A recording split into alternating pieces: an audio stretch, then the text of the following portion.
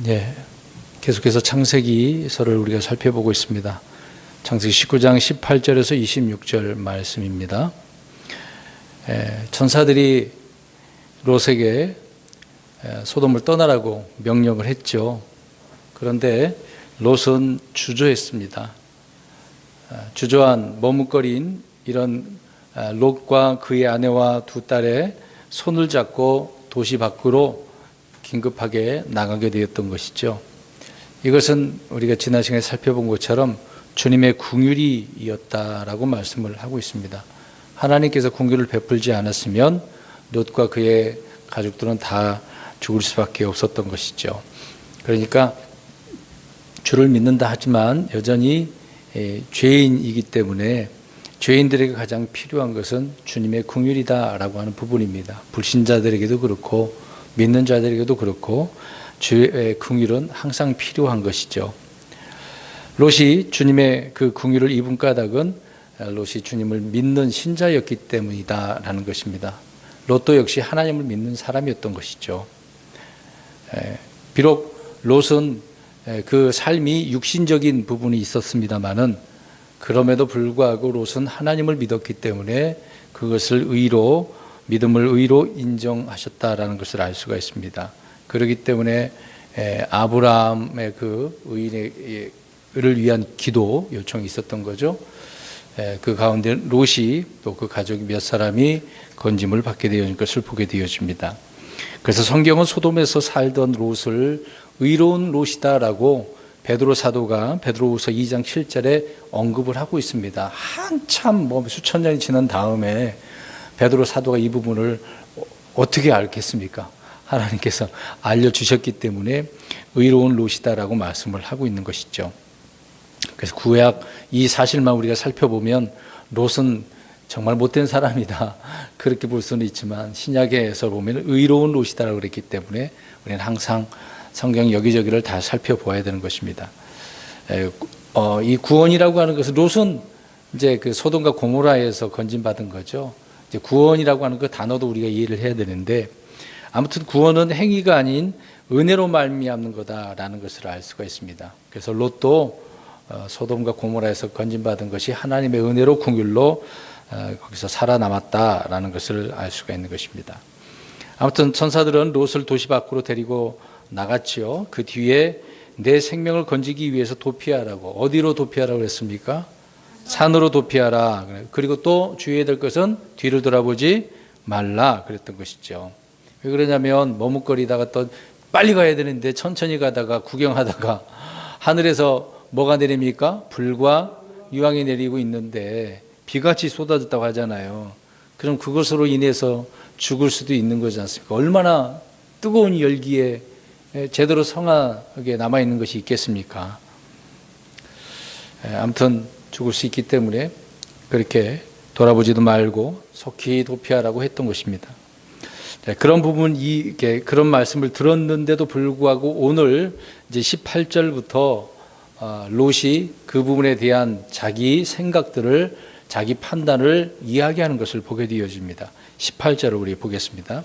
롯이 그들에게 이르되 오 내 주여 그리하지 마옵소서. 지금 산으로 도피하라고 그랬어요. 뒤를 돌아보지도 말고. 저 소돔과 고모라가 지금 그 주변 도시도 다 멸망할 것이니까 빨리 가라 그랬는데 롯은 어떻게 말하고 있습니까? 그리하지 마세요. 이 말이 뭐예요? 지금 유혹 심판하신다고 하는데도 아니 지금 심판하지 말라는 얘기잖아요.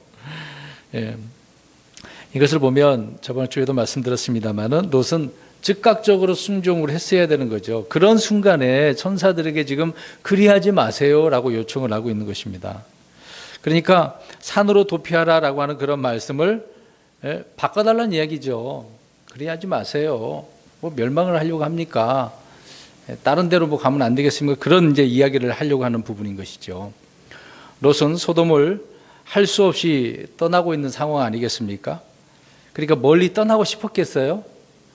지금 소돔 그 지역과 좀 가까운 거리에 있는 곳으로 가고자 하는 거잖아요. 저 산은 좀 멀리 올라가야 되는 부분이니까. 그래서 롯은 자기의 의견을 지금 이렇게 이야기를 하고 있는 것입니다. 주님은 롯에게 정말 산으로 도피하라고 하는 최상의 조건을 제공을 하고 있는 거 아닙니까? 너가 살기 위해서는 산으로 가야만 한다라고 하는 아주 귀한 최선의 것을 제공하셨다는 것입니다. 그렇지만 롯은 그것을 거부하고 자신의 생각과 의견을 지금 제시하고 있었던 것이죠. 그러니까 주님의 말씀, 주님의 명령 앞에서 자기 생각이 더 어떻다는 이야기예요. 더 의롭다, 옳다라고 내 생각대로 해주세요. 지금 그렇게 얘기하는 거예요. 이걸 한번 생각해 보겠습니다. 하나님께는 성경에 기록을 해놨어요. 이렇게 하겠다, 저렇게 하겠다. 여러 가지 말씀들을 해 놓았습니다. 근데 우리는 생각해 볼 때, 이렇게 했으면 더 낫지 않겠습니까? 라고 할 때가 있잖아요. 우리가 삶에서 살 때도 믿음으로 산다라고 하지만 때로는 말씀과 같이 이렇게 섞여서 믿음에 섞여서 잘 살려고 하다 보면은 부딪히는 경우가 있거든요. 그럴 때는. 그러니까 내 생각들, 내 의견들을 다 내려놓고 주님의 말씀 항상 옳습니다라고 그렇게 따라서 가야 되는데 그렇지 않고 하나님 이게 더 나을 것 같은데요. 이렇게 우리가 하나님 앞에 요청할 때가 있다는 이야기죠. 롯이 지금 그런 상황이라는 것을 알 수가 있습니다. 그래서 자신의 생각이 더 낫다라고 하는 말들을 하고 있는 것이죠. 그래서 주님의 말씀 앞에서 그리하지 마옵소서 그렇게 롯은 이야기를 하고 있는 것입니다. 이런 육신적인 생각은 하나님의 그 말씀에 법에 복종하지 않을 뿐만 아니라 그리 할 수 없는 부분이죠. 이것은 사도 바울이 로마서 8장 7절에 이야기하고 있습니다. 육신적인 생각은 하나님의 말씀을 그 법에 복종하지 못하도록 만든다는 거죠. 그러니까 지금 천사들은 어떻게 하라고 그랬습니까? 산으로 도피하라. 근데 지금 롯은 어떤 사람이라고 그랬습니까? 육신적인 사람이에요. 현실적인 그런 사고방식을 가지고 있는 사람이란 말입니다. 그러니까 그런 생각에 사로잡힌 사람들은 말씀에 순종이 안 된다는 겁니다. 복종을 해야 되는데 우리는 주님 앞에서 내 주여 그리하지 마옵소서라고 하는 이런 말을 수시로 할 때가 많이 있을 것이에요. 이런 우리 자신을 항상 돌이켜 봐야 된다는 것입니다. 때로는 이제 예배드리러 올 때도 그렇고 오늘도 수요 기도의 시간에 말씀을 선포하고 있습니다만은 말씀을 들으려고 이제 앉아서 들을 때 이제 성도들의 입장에서는 말씀을 들을 거 아닙니까? 들을 때에 하나님 말씀을 선포하는 그 선포된 그런 말씀들을 그렇지 이 말씀들은 내가 살아야지 순종해야지 하나님 말씀이니까 그래야 되는데 때로는 속으로 그럴 거 아니에요. 어떻게 그렇게 다 살아요? 그러니까 순종하지 못하겠다는 얘기잖아요. 반항심이 생기는 거예요. 반발이 생기고 저항감이 오게 되어진다는 겁니다. 말씀이 딱 비춰지면 딱 내 속으로 들어와야 되는데 들어오지 못하도록 뭔가 나의 것이 내 생각이 가로막는다는 얘기죠. 그렇게 된다는 것입니다. 그래서 말씀을 들을 때는 어떨 때는 막 짜증이 몰려오기도 하고 속에서 쓴뿌리가 생기는 경우가 많거든요. 물론 목사가 비성경적인 설교를 하면 의로운 마음에 그렇게 할 수는 있습니다만은 그러나 대부분 자신의 마음에 동의할 수 없고 수긍할 수 없는 그런 것들이 있으면 그런 반감이 생기는 것입니다. 그런 것 중에 하나가 이제 선입견이죠. 내가 알고 있는 지식은 이건데 아니 갑자기 아니라고 하면은 막 화가 나는 거예요. 왜 아니라고 그러는 건데요? 난 이것이 옳다라고 이렇게 살았는데요. 그렇게 한다는 것입니다. 우리가 이제 현대에 들어와서 교회가 이제 잘못된 전통을 많이 세우는 경우가 있거든요. 하지 말아야 될 것도 있는데 그런 만들어 놓은 성경과 상관없는 전통들을 따르는 경우가 있습니다. 특히 이제 좀 12월이면 지금 뭐가 있습니까? 그렇죠. 사실 성경에 성탄절 절기 같은 거 만들어 놓고 지키라고 한 건 없는데 이거를 이제 만들어 놓고 하나의 절기로 지키고 있는 건 아닙니까? 이런 것이 잘못됐다고 한다면 내가 일생 동안 성탄절을 이렇게 지켜왔는데 그런 사람이 이런 말을 들으면 어떻게 하겠습니까? 성경에 없는 건데요. 목사님 없어도 이렇게 우리가 좋은 마음을 할 수 있는 거 아닙니까? 이해는 할 수는 있어요. 근데 제가 이렇게 이야기하는 경우에는 제가 무엇을 강조하고자 하냐면 선입견이 이미 있기 때문에 주님의 말씀들을 올바른 말씀을 들을 때 안 된다 이야기예요. 못 받아들인다 그 얘기입니다. 이런 식으로 지금 롯은 천사들에게 그렇게 동의할 수 없다라고 지금 이야기하고 있는 것이죠. 롯에게는 천사들이 전하는 주님의 말씀이 은혜와 복이 아니라 오히려 실족거리예요. 그 말씀. 너 이렇게는 안 되는데요. 이런 식으로 실족거리에 근심과 슬픔이 되어지는 것이죠. 하나의 그 말씀이 무거운 짐이 되는 겁니다. 어떻게 저 산으로 도피해요 지금. 나는 떠나고 싶지도 않은데 좀 가까운 곳에서 좀 쳐다보기라도 하면 안 되겠습니까? 그런 입장이잖아요. 주님께서 이 도시를 멸하신다는 말씀이나 또 모두 도시 밖으로 나가라라고 하는 명령이나 또 뒤돌아보지 말라라고 하는 말씀이나 또 산으로 도피하라라고 하는 이런 말씀에 이 롯은 아멘, 네 그렇겠습니다 이렇게 하고 있나요? 전혀 그렇지 않아요. 지금 밤에 찾아왔는데 계속해서 모르는 척하고 있는 거잖아요. 머뭇거리고 있고 지금 아침이 됐는데도 안 나가고 있었던 거지 않습니까? 억지로 끄집어낸 것이고, 그리고 이제 나왔는데도 자 빨리 저 산으로 가라 그랬는데도 어떻게 해요? 지금 오늘 18절에 그리하지 마옵소서. 아멘이 아니란 말입니다. 아멘이 아니에요. 하나님 말씀에 아멘 그래야 되는데 그러지 않았다 그 얘기입니다. 그러니까 말씀을 듣지만 속에 뿌리가 없으니까 환난이나 핍박이 오게 되어지면 실족하게 되어진 것입니다. 그것이 이제 씨 뿌리는 비유에 나오잖아요. 사람들의 마음밭이 이런 밭이다라고요. 그래서 바리새인들이 주님의 말씀을 예수님을 통해서 들었지 않습니까? 들었을 때마다 그들은 어떻게 했다 그래요? 실족했다라고 말씀을 하고 있는 겁니다. 롯이 그런 거죠. 그래서 18절에 실족한 롯의 그 대답을 볼 수가 있습니다. 19절 보십시오. 또 계속해서 이야기합니다. 이제 보소서, 주의 종이 주의 눈앞에서 은혜를 입었고 또 주께서 주의 긍휼을 내게 넘치게 하사 내 생명을 구원하심으로 긍휼을 베푸셨나이다. 내가 산으로 도피할 수 없나이다. 어떤 재앙이 나를 덮쳐 내가 죽을까 염려하나이다. 요청을 하고 있는 기도 내용이라고 볼 수가 있겠죠. 롯은 자신이 주님의 눈앞에서 은혜와 긍휼을 입었다는 사실을 알아요, 몰라요?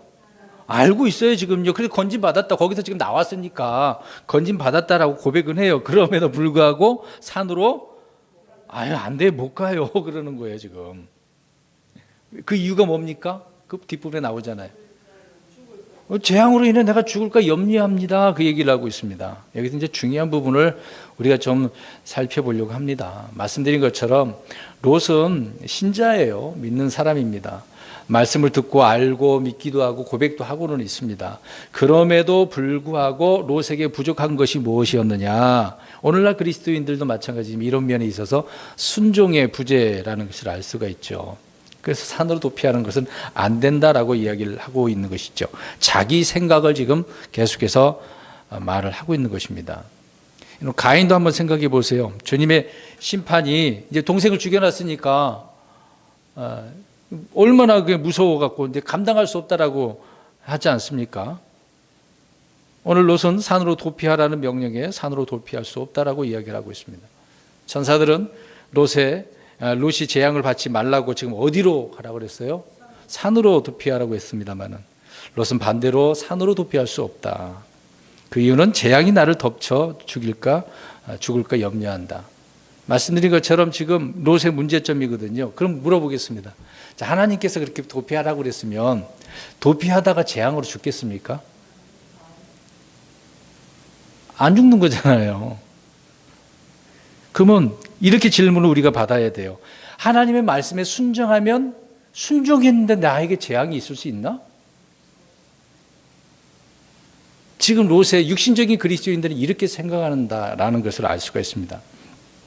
그러니까 오늘 롯이 말하고 있는 것처럼 주님의 말씀대로 순종하면 재앙이 닥칠 것 같고 죽을 것 같고 미칠 것 같고 막 두려워 떨고 있는 그런 자신, 롯이 그런 사람이었던 것처럼 많은 그리스도인들이 이런 모습을 보일 때가 있다, 그 얘기입니다.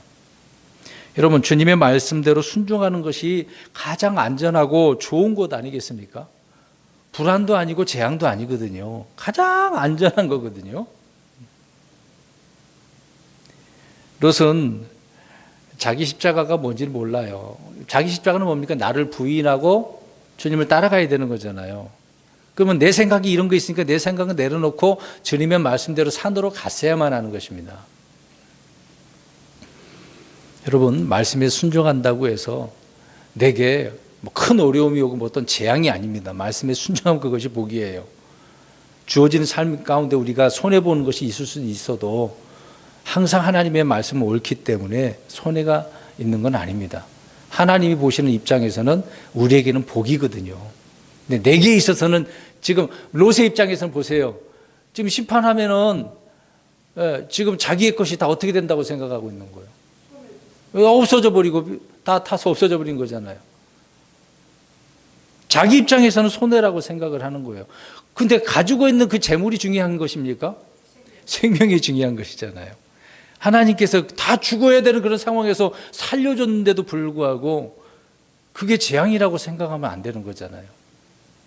그러니까 내게 있는 것이 지금 내가 잘못해서 손해보는 거 있는 거잖아요. 다 주님이 가져가실 수도 있는 거잖아요. 주신 이도 하나님, 취하신 이도 하나님이신데 내가 잘못해서 우리가 잃어버린다고 한다면 그냥 아예 포기를 해버려야 되는 거거든요.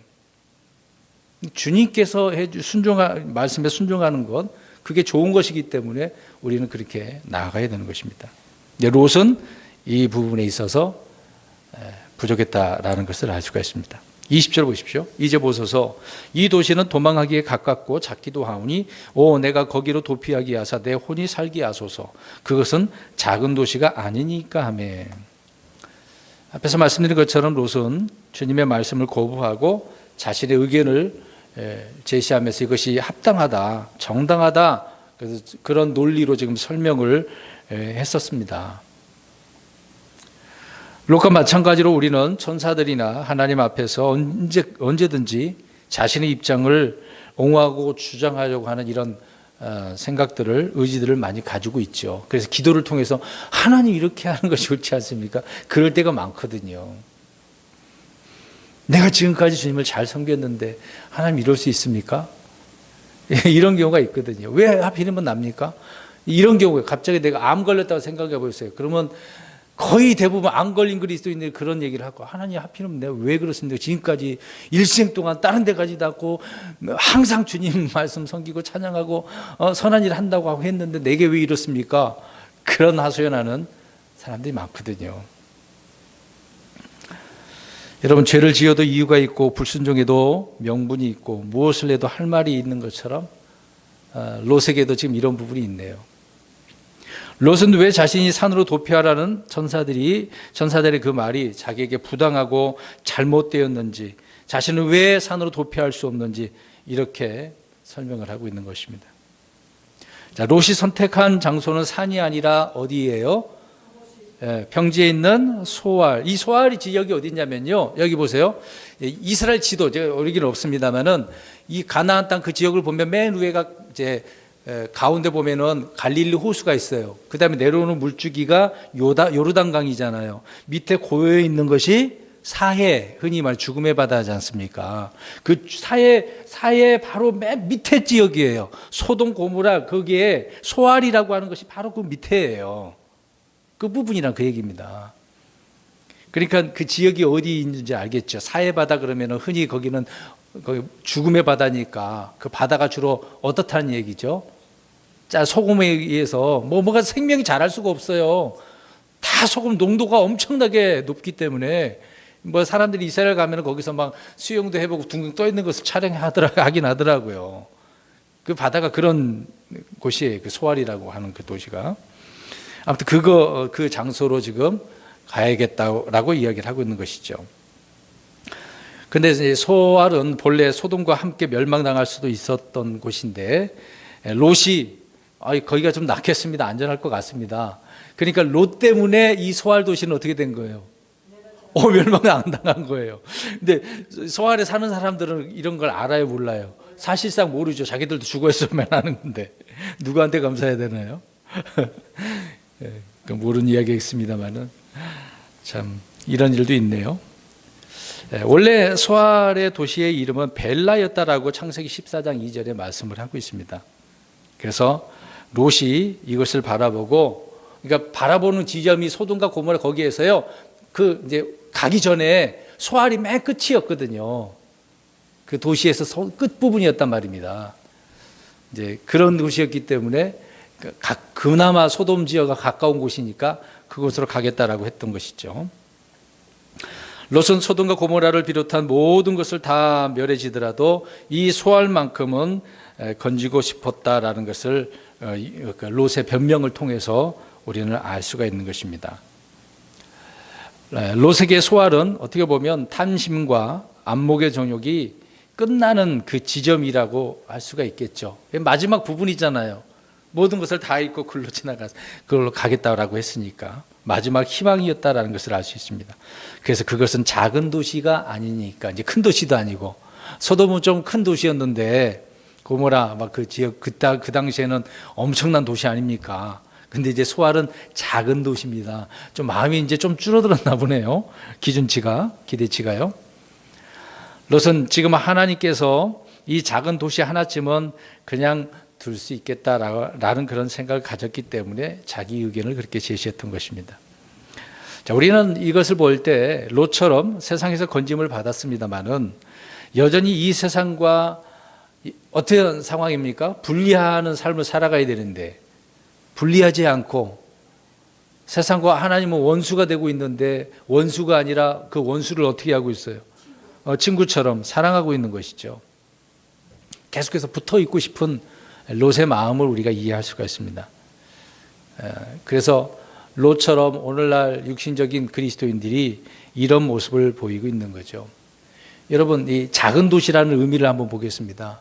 작은 것 그러면 별거 아닌 것처럼 보이지만 이게 엄청난 일을 벌일 경우가 있거든요. 아가서 2장 15절을 보면 작은 여우가 포도원을 망친다라고 이야기하고 있습니다. 조그만 여우가 큽니까? 조그맣니까? 작아요.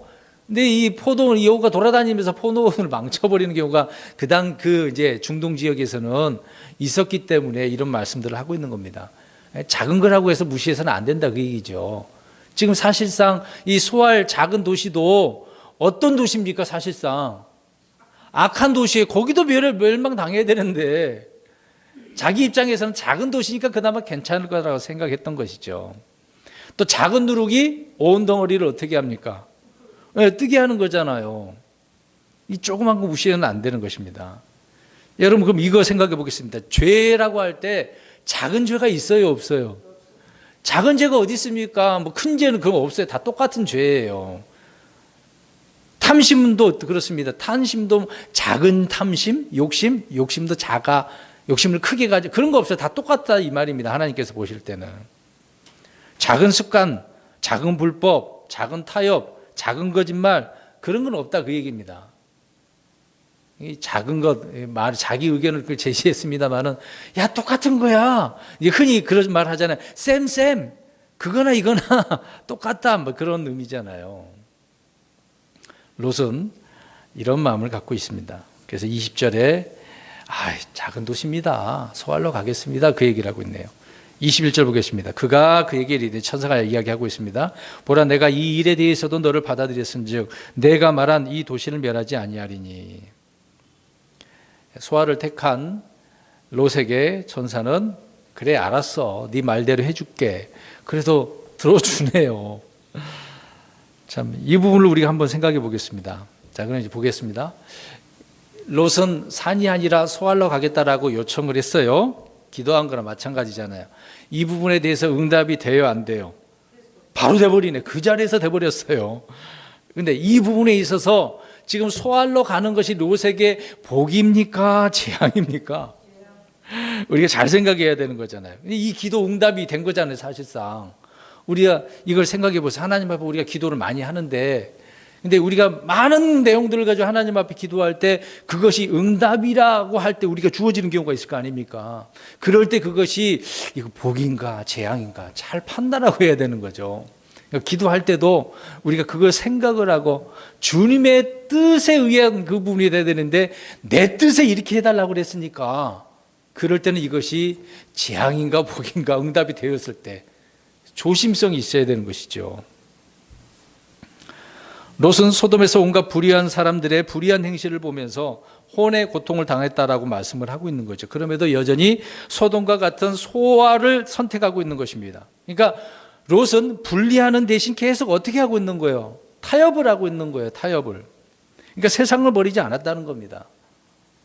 계속 세상에 동화되고 세상과 친구가 되고 세상을 사랑한 그런 롯을 보게 되어지는 거죠. 그런데 주님은 왜 그런 롯의 기도와 소원을 들어주시냐 이 말이에요.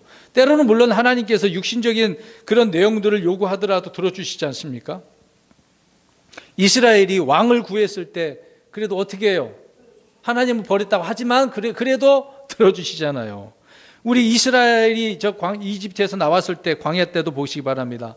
하늘에서 내리는 만나 너무 푸석푸석 빵 그거 못 먹겠어요. 뭘 달라 그랬습니까? 고기 좀 주세요. 그래서 주셨어. 응답이잖아요. 고기 달라고 그랬으니까. 근데 하나님은 어떤 것을 주셨다 그랬어요?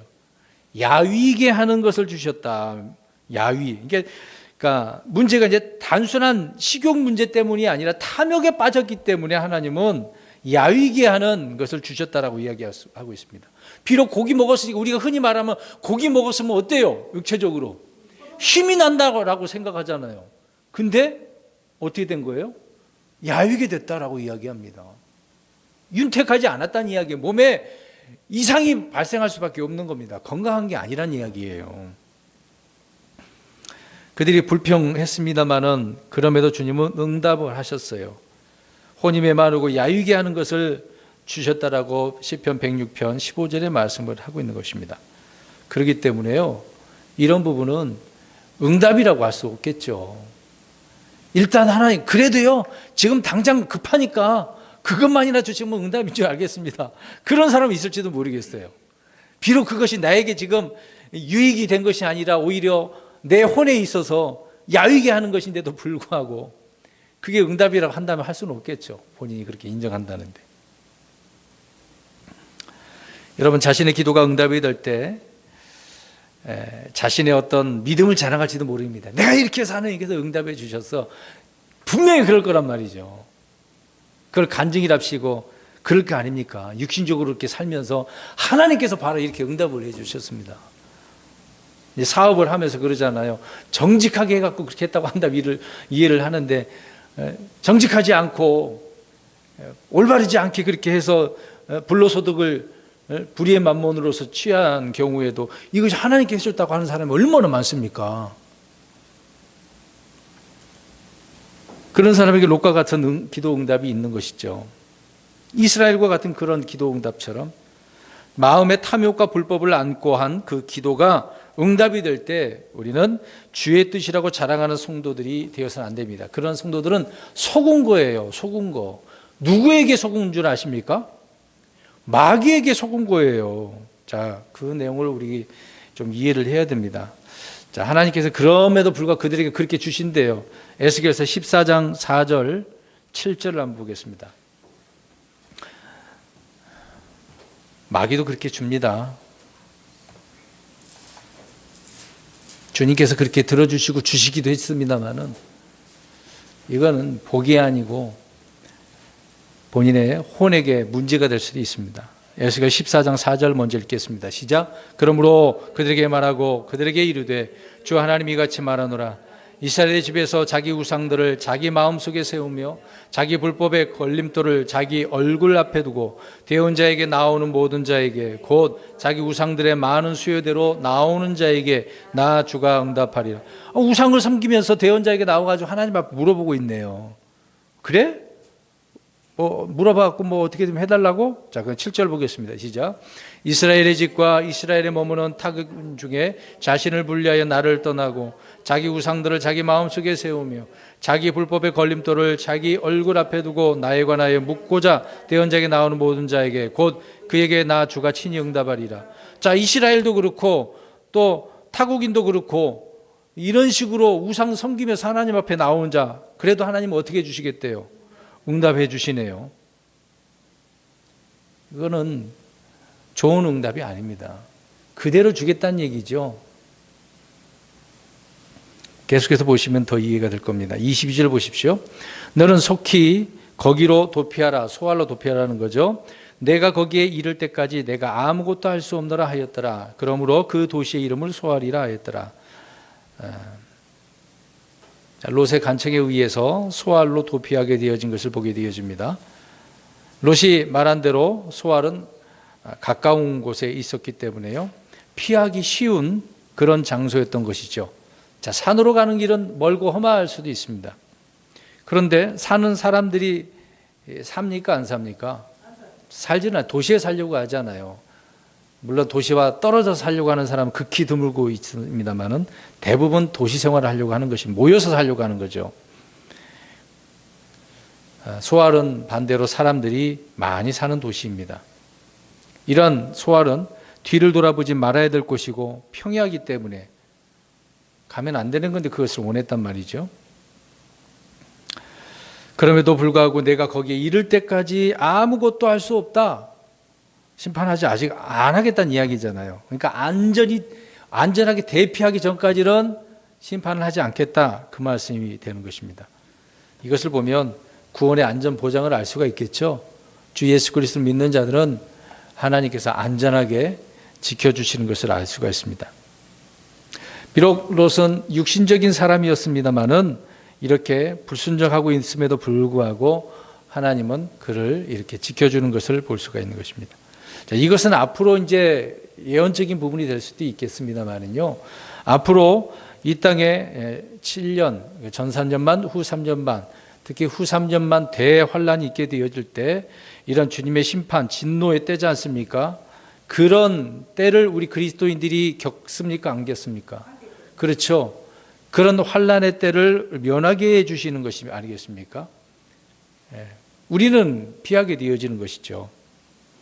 자, 계시록 3장 10절 보면 내가 나의 인내의 말을 지켰은즉 나도 너를 지켜 시험의 시간을 면하게 하리니 그것은 곧 앞으로 온 세상에 임하여 땅에 거하는 자들을 시험하는 시간이라. 자, 주님께서 땅으로 오시면은 그 시험의 기간에 많은 사람들이 죽는 거 아니겠습니까? 근데 시험이 아니라 시험의 시간이라고 그랬습니다. 지금 우리는 시험 있어요, 없어요? 살 동안 많은 환난, 많은 시험이 있지 않습니까? 근데 시험의 기간은 뭐예요? 우리 교회와 상관없는 7년 환난이 되는 것입니다. 그래서 우리는 이런 심판을 받지 않는다. 오늘 소돔과 고모라가 받는 그런 심판, 우리 그리스도인들은 안 받는다, 그 얘기죠. 23절 보십시오. 롯이 소알에 들어갈 때 해가 땅 위에 솟았더라. 이 말도 그냥 넘기면 안 돼요. 롯을 찾아온 그때서부터 한번 생각해 보시기 바랍니다. 밤에 찾아와서 심판에 대한 이야기를 들어야 안 들어요? 들었어요. 그런데 온 밤을 집에서 어떻게 하고 있어요? 머뭇거리고 있어요. 도피하고 있는데 도피도 안 해요. 그래서 안 가니까 아침에 천사들이 그들을 손을 잡고 어떻게 합니까? 끌어내잖아요. 일어나라고 그랬는데 정신 못 차리고 머뭇거리고 있으니까 억지로 데리고 나갔던 것이죠. 그러니까 시간은 계속해서 흘렀고 마침내 해가 어디에? 땅 위에 솟았다. 흔히 우리는 어떻게 해가 어디에 솟았다라 그래요? 중천의 하늘 위에 솟았다라고 그래 표현하잖아요. 참 그런 상황입니다. 그때에 이제 뭐가 내리기 시작한 거죠? 유황과 불이 비같이 쏟아지는 것을 보게 되어집니다. 참, 그러니까 롯이 보는 해를 봤잖아요. 그 해를 한번 보세요. 그 해가 우리가 이야 저 태양 너무 아름답다 그렇게 보일까요 지금? 지금 그런 입장이 아니죠. 롯이 이제 해가 떠올랐을 때 하늘에서 유황과 비가 내렸으니까. 야곱이 천사와 밤새 씨름을 하고 분이엘을 지날 때 위로 해가 솟았다 그랬어요. 그 해하고 롯이 본 해하고 어떨까요? 다르죠. 야곱은 그 하나님을 만났고 그 약속이 있었기 때문에 얼마나 기분이 막 좋았겠어요. 근데 롯은 지금 어떤 거예요? 지금 해가 솟아서 이제 심판이 임하는 그런 상황이니까 좋은 의미는 아니겠죠. 아무튼 롯은 밤새 주의 천사들로부터 심판과 구원에 대한 이야기를 들었음에도 그렇게 빨리 움직이진 않았습니다. 오히려 이제 구원의 기회와 시간이 주어졌는데도 불구하고요. 그러니까 머뭇거리며 구원을 거부하고 있는 것을 보게 되어집니다. 참 어리석은 거죠. 자, 24절 25절 보겠습니다. 그때 주께서 하늘에서 주로부터 유황과 불을 비같이 소돔과 고모라에 내리사 그 도시들과 온 평야와 그 도시들의 모든 거주민과 땅 위에서 자라는 것을 엎어 멸하셨더라. 주변 도시들의 사람들은 비가 내리는 것도 아니고 우박이 내리는 것도 아니고 유황과 불이 내리는 것을 보면서 어떻습니까? 그 도시 사람들이 뭐지 하다가 어떻게 하는 상황이에요? 다 죽은 거예요. 비도 아니고 우박도 아니고 유황과 불을 쳐다보다가 죽은 거죠. 앞으로 이런 일이 있게 될 것입니다. 참 여러분, 화산이 터졌을 때 그 터지는 거하고 비교가 안 되는 거죠. 그 도시 전체가 지금 온 도시 피할 수도 없는 상황 아닙니까? 어마어마한 상황이라는 것을 알 수가 있습니다. 그래서 주께서 하늘에서 주로부터라고 그랬어요. 누구부터 온 거예요? 어디로부터? 주로부터. 하나님께서 내리게 하신 거잖아요. 하늘에서 내렸으니까. 땅에서 솟아오른 것도 아니고. 하늘에서 비만 내릴 줄 알았더니만, 눈만 내릴 줄 알았더니만 유황과 불이 그냥 쏟아져 내렸으니까. 놀랍죠? 어마어마한 겁니다. 근데 이 하늘에서 불 내리는 거 이것만 있을까요? 앞으로 뒤에 보면 계속 이런 일이 벌어집니다. 우리 엘리야 때를 생각해 보세요. 갈멜살 그 전투에서 제단을 쌓아놓고 물을 붓고 불로 임한 그 신이 참 신이다 그랬잖아요. 엘리야가 쌓은 그 제단에 그 불이 어디로부터 왔어요? 주로부터 하면서 이렇게 온 거잖아요. 싹 핥아버리잖아요. 근데 거짓 이교도들, 저희 우상을 섬기는 대원자들은 소식이 없는 거죠. 뭐 몸에다 자해를 해도 소용이 없는 거 아닙니까? 또 욥기에서도 나오죠. 하늘에서 내려온 불이 욥의 양들과 종들을 모두 태웠다라고 이야기합니다. 자, 이 부분을 생각해 보세요. 하나님께서도 하늘에서 불과 유황을 내리는데 욥기서 보면은 욥기서 1장 16절이거든요. 하늘에서 내렸어요. 이거 누가 한 거예요, 이거는? 잘못 보시고 계시는데요. 욥기서 1장을 잘 보세요. 사탄이 한 거예요. 네, 사탄이 해보겠다고 한 거 아닙니까? 사탄이 한 거예요. 그러니까 하나님이 하면 누구도 해요? 네. 왜 그럴까요? 그런 것을 통해서 사탄이 자기가 누구라고 자꾸 비치려고 하는. 내가 신이야, 하나님이야. 그걸 똑같이 드러내기 위해서 하는 거죠. 앞으로 그 계시록에도 나와 있습니다. 계시록 13장 13절에도 사탄이 이제 그렇게 하고 있는 거죠. 그때 그것이 하나님의 불인 줄 알고 많은 사람들이 속아요. 하늘에 이런 표적과 이 기적이 일어났으니까 저 그리스도가 되겠지. 이들을 섬겨야 되겠다라고 이제 나오게 되어지는 거죠. 그러니까 속는 겁니다. 그런 시대를 우리가 보게 되어지는 거죠. 아무튼 심판의 대상은 소돔과 고모라, 온 평야, 그 도시들, 그 거주민, 땅 위에 자라는 모든 것입니다. 피할 수가 없어요. 소알만 빼고 그 소돔 고모라 그 주변 도시 스보임까지 다 멸하게 되어지는 겁니다. 오늘날 지금 우리 작년인가 재작년에 막 경주 쪽에서 지진도 있었죠. 다른 지역에서 쓰나미 현상도 있고 막 인도 어디에 막 그러지 않습니까?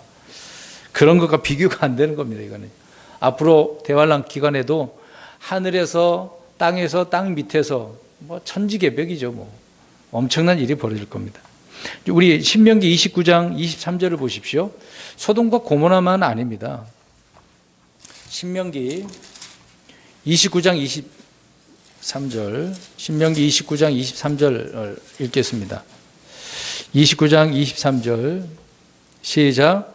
거기에 온 땅이 유황이 되고 소금이 되며 또 불에 타서 심지도 못하고 열매 맺지도 못하며 그 안에 아무 풀도 나지 아니함이 마치 주께서 자신의 분노와 진노로 무너뜨린 소돔과 고모라와 아드마와 스보임에 묻어진 것 같다. 앞으로 그렇게 할 것이다. 또 그 말씀을 예언적인 부분이 있긴 하는데요.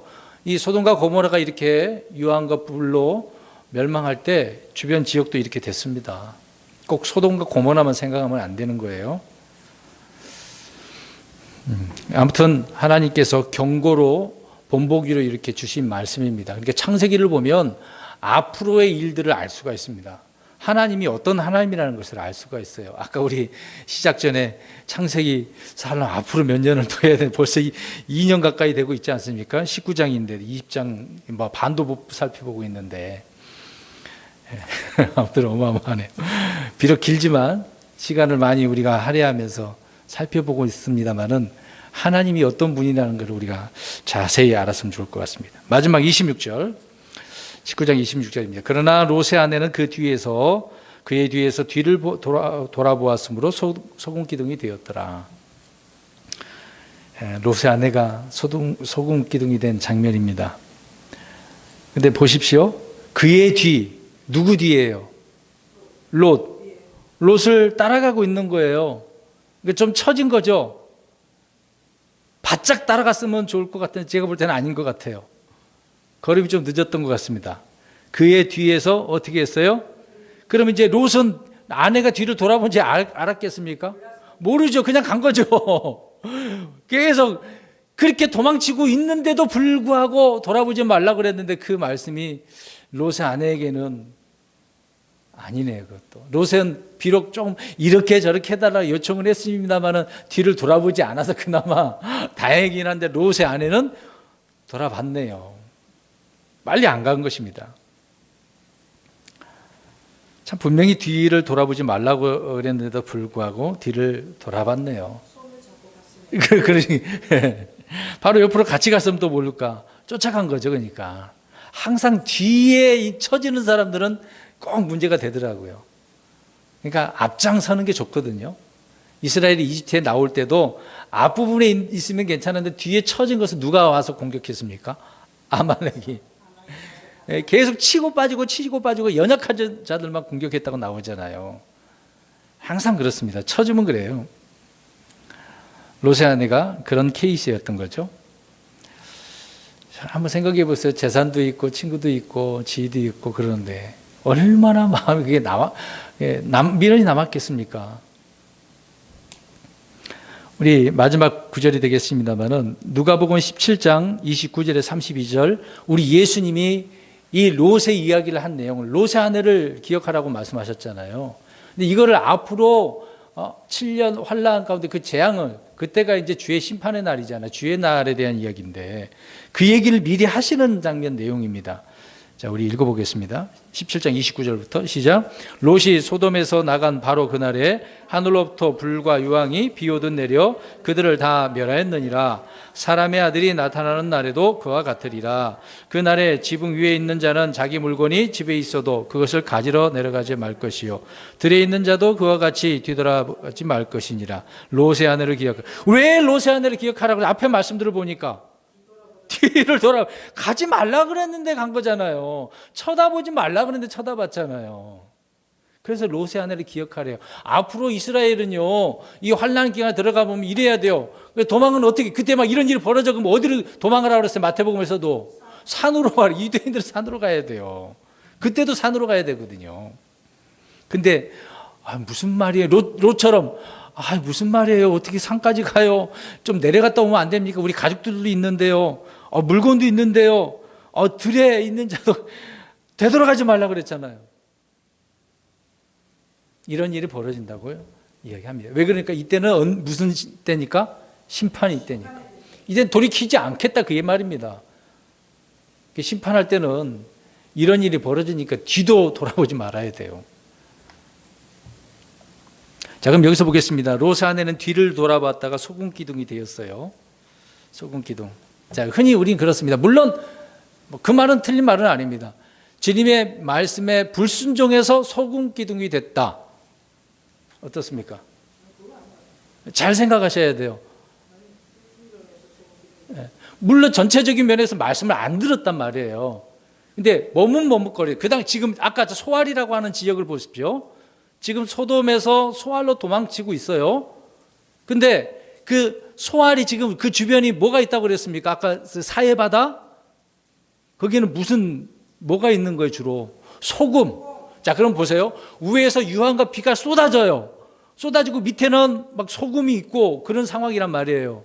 근데 거기를 피해야 되는데 머뭇거리 이렇게 쳐다보다가 그럼 내리고 있는 그런 상황에서 어떤 화학 작용이 일어나지 않겠어요? 바람이 불고 그냥 좋은 광경이 아니잖아요. 뭐가 터지는 상황이니까. 그러니까 소금하고 뭐하고 여러 가지 현상의 화학작용이 일어나서 이렇게 소금 기둥이 화석화되어진 상황이다라는 것을 알 수 있습니다. 네. 이게 이런 상황이 뜨거운 열기에 그렇게 굳어버리게 되어지는 것이죠. 네. 이거 물론 주님의 말씀 불순종한 건 사실이에요. 근데 소금 기둥이 된 것은 그러한 현상에 의해서 화석화 현상이 일어나서 소금 기둥이 된 것이다 라고 하는 부분입니다. 우리도 이제 이런 것들을 원리들을 우리가 이해를 좀 해야 되겠죠. 그렇게 해버렸다고 흔히 이야기를 합니다.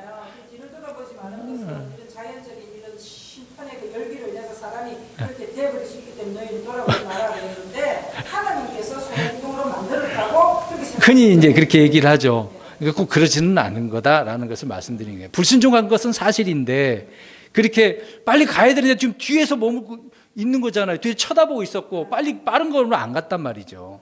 그러니까 불과 유황이 쏟아질 때 이런 상황이 벌어진 거다. 그 지역은 또 바다 지역 아닙니까? 그러니까 얼마나 비바람, 그 바다 바람이 다 몰아쳤겠어요. 그러니까 그것이 날아오면서 이 롯의 아내를 덮어버렸기 때문에 움직일 수 없는 상황이 된 것이고, 그러니까 더 쌓이니까 소금 기둥이 되었다라는 것을 알 수가 있는 것이죠. 그러니까 화석화되어 버린 것입니다. 뜨거운 열기에 의해서. 그러니까 뒤도 돌아보지 말라 했던 거예요. 빨리 가야 되는 거예요. 이런 어리석음이 있는 것이죠. 우리도 마찬가지입니다. 말씀을 통해서 심판이 있을 거라고 오직 주만 바라보라고 나를 따라오라고 주님께서 말씀하셨는데 자꾸 미련이 남잖아요, 세상에. 그래도요. 그게 우리 인간의 모습이라는 것을 알 수 있습니다. 롯은 비록 그런 유황과 불에서 구원을 받았습니다마는 롯의 아내는 뒤를 돌아보다가 구원을 받지 못한 모습을 보게 되었습니다. 좀 안타까운 부분이 되겠죠. 이렇게 말씀을 들었음에도 불구하고 살아남지 못한 사람들이 있네요. 네, 우리가 그때 그 휴거 영화도 봤습니다마는 교회에서 목사님이 그렇게 주님을 믿으라고 얘기했는데 순간 눈 깜짝한 사이에 성도들은 없어졌는데 목사만 남아 있어. 참 이 영화의 한 장면이긴 하지만 실제 믿지 않은 그런 사람들이 많이 있을 겁니다. 육신적인 진짜 믿어서 육신적인 삶을 사는 사람도 있겠습니다만 아예 안 믿고 종교 생활하는 사람이 있거든요. 목사 중에서도요, 주를 안 믿는 사람 굉장히 많습니다. 구원의 확신도 없이 목사가 돼가지고 어디서 돈만 내면 받거든요. 그래서 그런 사람들이 문제를 일으키고 직업처럼 하는 사람이 많아요. 그래서 그렇게 어떤 부흥에만 신경 쓰고 돈을 그런 데다가 투자를 해서 걷어들이고 치고받고 하는, 또 성도들의 수대로 해서 팔아먹는 그런 사람들이 많이 있습니다. 못된 사람들이죠. 아무튼 오늘 결론적으로 우리가 말씀을 정리한다면 롯은 주님의 말씀을 들었습니다마는 자기 생각으로 자기 판단을 하느라 순종을 해요. 즉각적인 순종이 안 됐다라고 하는 부분입니다. 또 하나는 주님의 말씀에 순종하면 내가 죽을까, 재앙이 임할까, 이런 생각 우리 해서는 안 된다는 얘기죠. 주님의 말씀에 순종하는 것은 가장 안전하고 좋은 것이다 라고 하는 부분이고요. 작은 도시라고 하는 이 작은 것, 우리가 무시 못한다는 거죠. 비록 그 작은 도시 소알이라 하더라도 그 도시는 멸망할 도시, 사악한 도시였다는 것입니다. 우리는 작은 누룩, 작은 습관, 작은 죄, 그런 건 없다. 다 똑같은 죄고 큰 문제다라고 하는 것을 기억해야 되고요. 그리고 육신적으로 구하는 기도의 응답이 응답될 수는 있겠습니다만은 대부분 누구에게 속는다? 마귀에게 속는다. 또 하나님이 주시기도 하지만 그것은 혼의 유익이 된 게 아니라 야유게 하는, 유익이 안 되는 것들이다. 그리고 마귀도 하나님처럼 행한다는 거 조심해야 된다는 것이죠. 그리고 육신적인 자는 눈에 띄는 곳, 가까운 곳에만 있는 거예요. 지금 롯은 눈에 띄는 곳이 어디예요? 산이 아니라 소알. 육신적인 그리스도는 그래요. 눈에 보이는 것, 하나님 이렇게 좀 해주면 안 됩니까? 그곳에만 있는 거죠. 주님의 말씀에 따라 가지는 않는다, 그 얘기입니다. 우리 그리스도인들은 신실하게 주님을 따라가는 즉각적인 순종으로 주님의 부름에 나아가는 저와 여러분의 삶이 되시기를 주의 이름으로 축원합니다. 아멘. 기도하겠습니다.